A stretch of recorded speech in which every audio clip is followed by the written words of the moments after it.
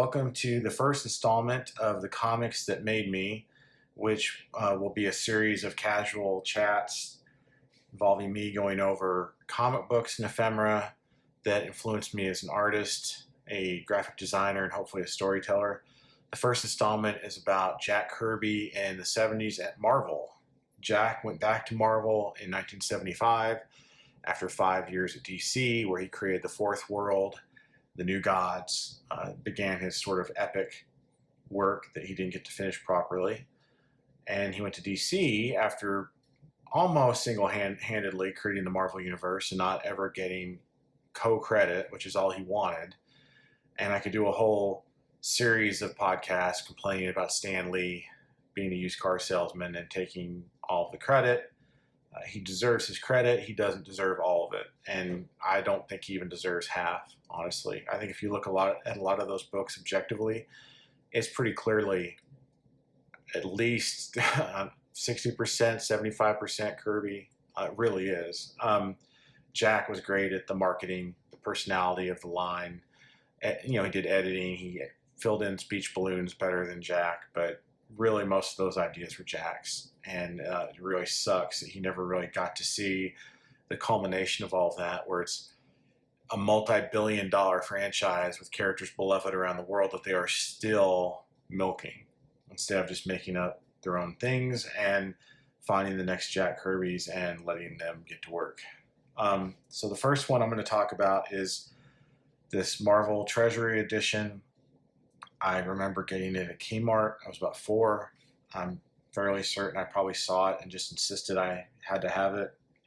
Even by that age, I was becoming pretty opinionated on what I liked and what was good or not. And most of your childhood, you're getting fed media pretty passively. At this point, I was starting to really think about it. And I'd been exposed to a few things and started to have a real eye for not that, but this. So this was a book that was a staple of my childhood. They're great because they're oversized. You can almost see it at the original art size. If I was going somewhere with the adults and I knew I had to entertain myself, I would grab something like this and some action figures and maybe Hot Wheels and entertain myself. I love the great opening credit page with the heroes and villains facing off.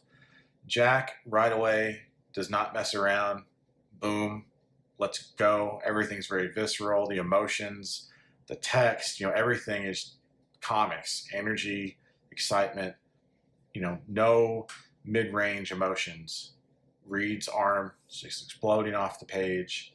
This crazy shot of a dinosaur running through a table, which you find out is a result of Mr. Fantastic playing around with Dr. Doom's time machine, which is, that's what you do in your home. But all the emotion, energies, panels. A staple of Marvel Comics at that time was that, unlike DC, their heroes had more of a personal life. They bickered, they worried about money. So here the FF is a family, but they're constantly arguing. There's a storyline where Doom recruits these petty criminals to be his henchmen. Great shot here of the bickering escalating with the Thing shoving Johnny through a chair. Here they're voting for who should replace Reed as the leader, and they all vote for themselves. Fun cartooning with the fire fly swatter blowing fireballs at him. The Thing missing his calling as a stage magician, ripping the tablecloth off without even knocking over the vase. It's personality everywhere. Reed early on is very much a patriarchal, scolding jerk. He gets onto them for arguing, hands them brooms, and basically says, "Clean the house because you're annoying me."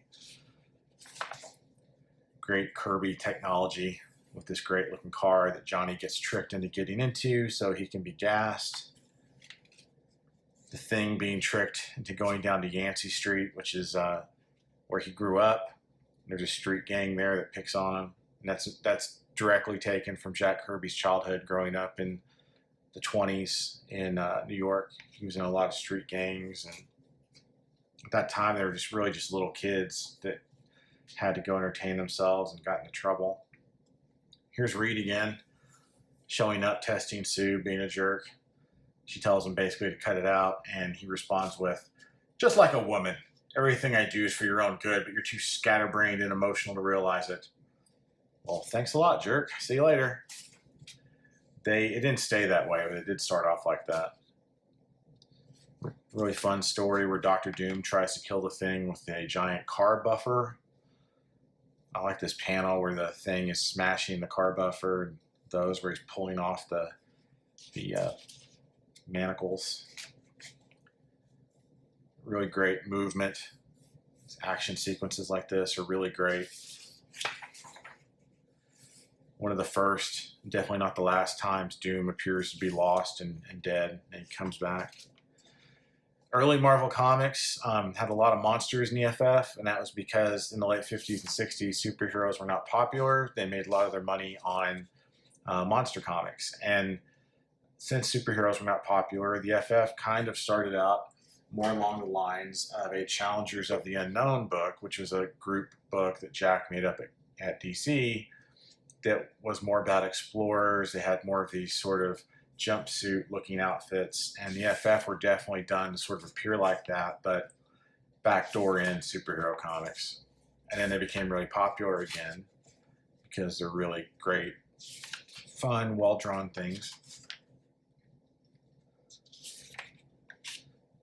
Little things like this as a kid you're really examining, picking up on. I used to love to get a magnifying glass, look at the halftones, the way the printings, I had a register. I didn't know why, but I found it interesting.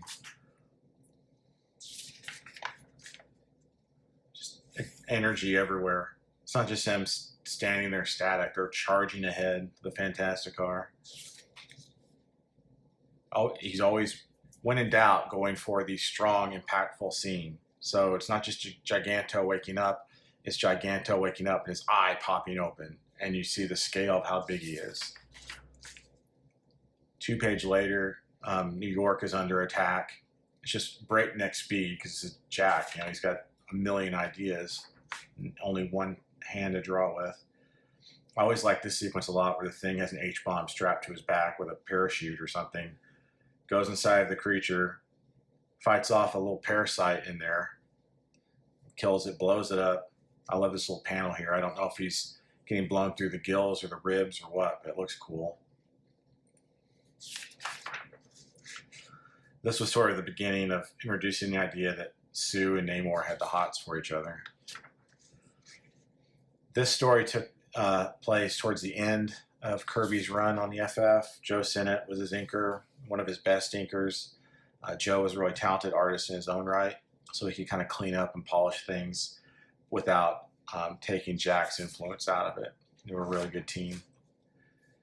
And at this point, Jack's so confident in his abilities. He's doing things like these big, weird graphic eyes and these faces. And he is doing so much work at such a breakneck speed that he's operating on a lot of instinct that's been honed for 35 years. So I'm sure he drew this page and moved on, didn't think about it. So that freedom he had, that confidence, allowed him to make unusual choices. This is about the FF meeting Agatha Harkness to become the nanny to Reed and Sue's son, and then finding out that a witch is a really good nanny since she has enough power to fight off the bad guys. This panel stuck with me for a long time as a kid because she just looks so creepy and weird. The way they colored her eyes, she looks really odd. Really great atmosphere in the house with the decor. Great action shots. Like Johnny's not just getting punched, he is getting kapowied. These weird faces. Like, look at that goon. As a kid, some of that really bothered me. It was too grotesque. And when you're real little, like 4 or 5, the boring DC stuff probably is better because you're just not wanting to be challenged visually. But this is the stuff you remember. This character is called the Trapster. He was originally called Paste Pot Pete. I think they made a pretty good call changing his name to the Trapster because no one's going to be scared of Paste Pot Pete. They're going to assume he sells you dank weed. Great shots, her smashing. Medusa turns on them. She's smashing them into one another. I love this page a lot. The sequence of Ebony changing in size and driving the wizard mad. The way it's done in shadow and then apparition is really effective. It really drives home that it's probably just in his mind. And then that continues with the Sandman thinking he's turned to rock. Paste Pot Pete thinks he's been killed by the demon cat. And then you just realize Paste Pot's unconscious and the Sandman's just rigid, and that Agatha has just performed a spell on them and protected her ward. This is a classic story where they really deal with the tragedy of being the Thing. He's sad. He can't be with his girlfriend.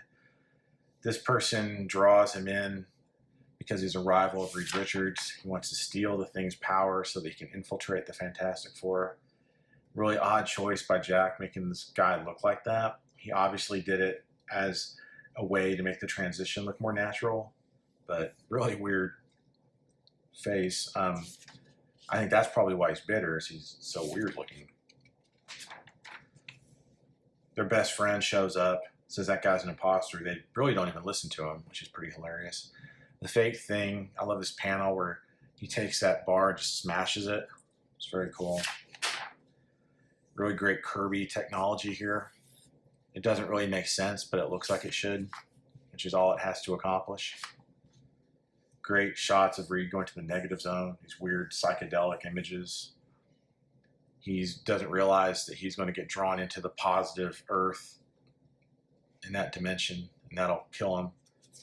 Great emotion, begging for help. The faux Thing realizes he was wrong about Reed. He admires him. He grabs the tether, goes into the negative zone to sacrifice himself for Reed so that he can learn what it finally means to have a friend. Aw. But then unfortunately, before Ben Grimm can take his girlfriend out, he turns back into the Thing and runs away, upset, heartbroken. These are really fun Treasury editions. And like I said, Jack went back to Marvel in the 70s. They wanted him to do the FF again. He did not want to go backwards, but he did do covers. So this back cover is a really great one he did at that time. As you can see, he's really stylized at this point and abstracting a lot with the lines indicating muscles and things that aren't correct, but they look correct, and his hands, because he knew the rules so well, he knew how to bend them.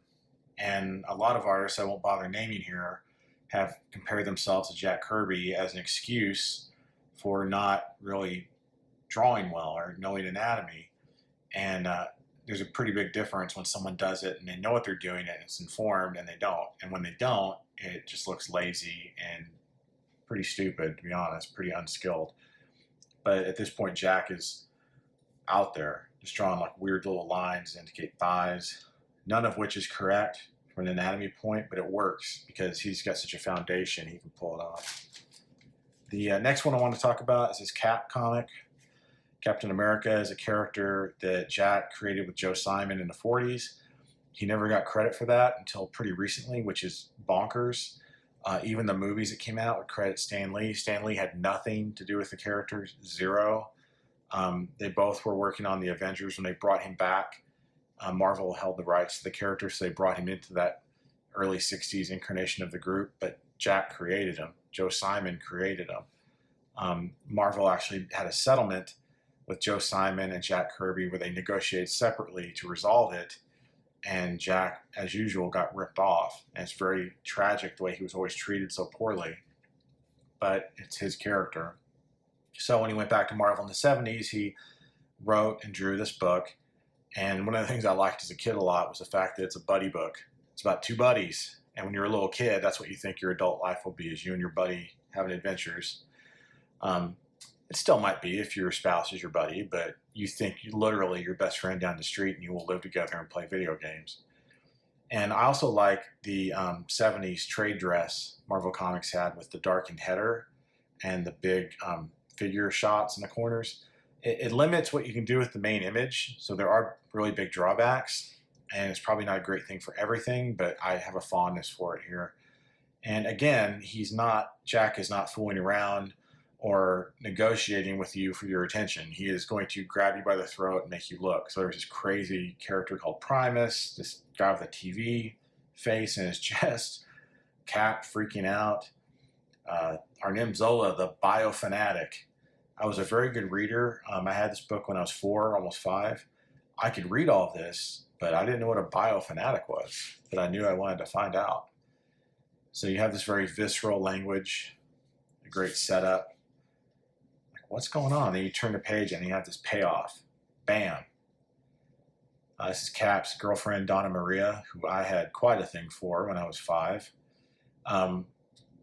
They are freaked out appropriately by this nut with a robotic body with a TV face for instead of a head. This weird floating ball of goo. Within 5 pages, they've been attacked, absorbed into Doughboy, the aforementioned ball of goo. He's turned himself into a capsule, taking them into space. Sidebar, this is a great example of how comics informed me with graphic design as a kid, and I instinctively just sort of looked at it, examined it, and learned a lot from it. And the older I get, the more convinced I am of the Joseph Campbell quote, "The privilege of a lifetime is discovering who you are." A lot of what you are is just there, and it's your job to listen. And no one made me interested in design. I just was, even as a 4-year-old. And things like that really intrigued me. And these ads, they didn't have a lot of money, so they used a limited color palette. They used magenta and black, but look at how they made it work. And great use of negative, positive space, great use of hierarchy of shapes. I really like that ad a lot. This was a subplot with Sharon Carter that I did not care about because it didn't have to do with that weird dude with the TV face. Great shot of them zooming through space. Now Doughboy's become a flying saucer. All these great big eyes, very expressive. As a kid, shots like this would really bother me because it was too grotesque. It was too intense. And that's why it took me so long to read books like this. It felt like a weekend project because I just had to put it down. And again, Jack has gotten so skilled at this point that he can abstract and make a line like that to indicate cheeks. That is incredibly incorrect. That is wrong. That's way wrong. But combined with everything else he's doing, it works. And if you tried to fake it or emulate that, it would fall apart. It's just such a unique thing and a culmination of decades of him working and refining his craft. You find out Arnim Zola is like a Dr. Frankenstein.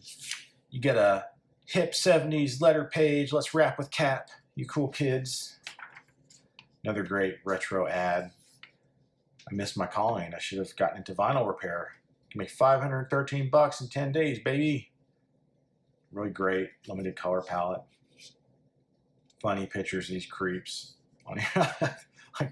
No, I'm not calling you to my house to fix my chair. A lot of ads in old comic books were basically trying to put kids to work to get free clocks. This Blair company, I don't even know what they sell. They want Tim Newcomer to get to work. Are you going to be the next Tim Newcomer? I hope not. Cap and Arnim Zola throw down. Love that face. Primus comes oozing out of Doughboy. So now you go, well, this guy is a part of Doughboy.